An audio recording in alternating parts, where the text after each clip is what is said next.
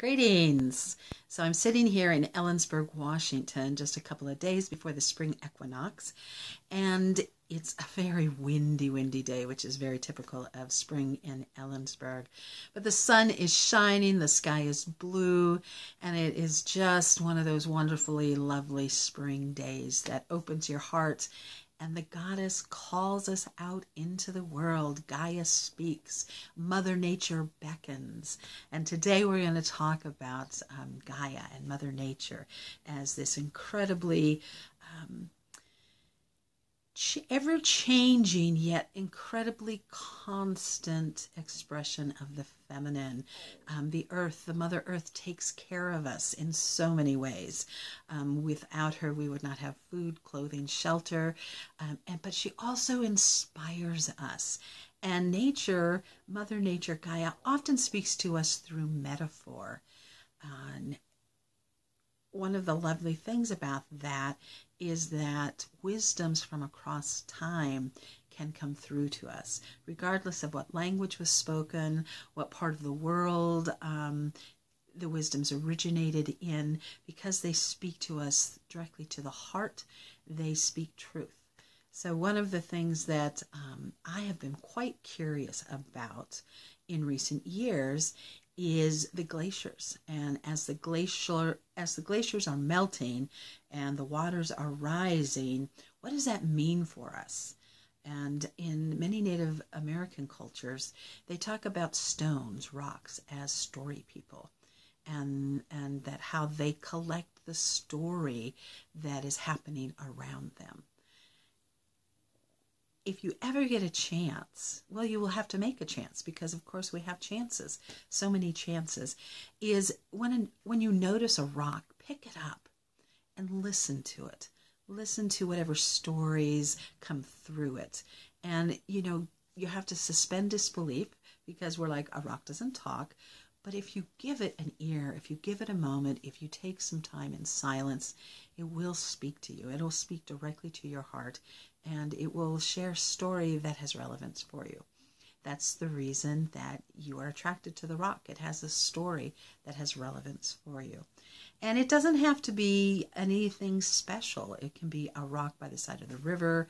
It can be, I was once in a parking lot in a grocery store, and this rock was just there in the middle of the parking lot, and it was just calling to me, pick me up, pick me up.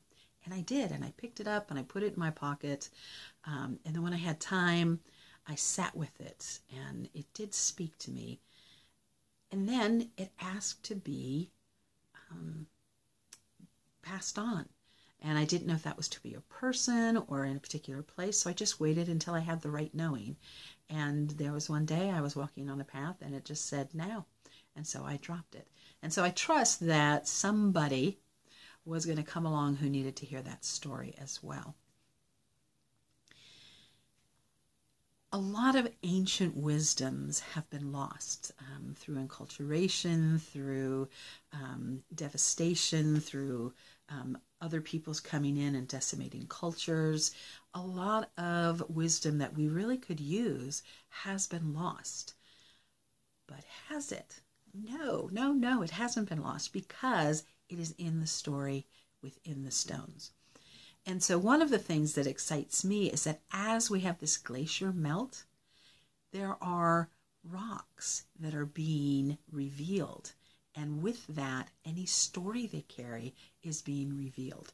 So when we're having moments of uncertainty or fear or frustration about what's happening in the world, and where do we to turn, and how are we to create something that is more peaceful, more humanitarian, in more harmony, pick up the stones. The stones will speak to us. The Mother will speak to us through the stones, just as she speaks to us through the opening of the earth. The earth began awakening way back in February, which is technically the beginning of spring. We celebrate kind of the midpoint, which is the spring equinox. Most of us celebrate that culturally. But doesn't she call us out isn't she just like enticing us and beckoning us to engage, to resurrect ourselves, to blossom, to bloom, to bud, whatever, kind of phase you might be in different parts of your life. She really is calling to us. Follow my example. Bud, bloom, blossom. Spread your scent, spread your pollen, create. This is a creative force that is awakening in us. And so celebrate it. Let yourself feel your sap rising and celebrate that and do what it calls you to do, whether that's dancing or gardening or singing or just being out among the trees or the mountains and hiking, or sitting in your car looking over a river valley. Whatever speaks to you, let that call you forth. So this is the essence of Mother Nature. She is constantly in this cycle of changing, of birth and death in the fall and winter, and then rebirth again, comforting us with this cycle that is ever repeating.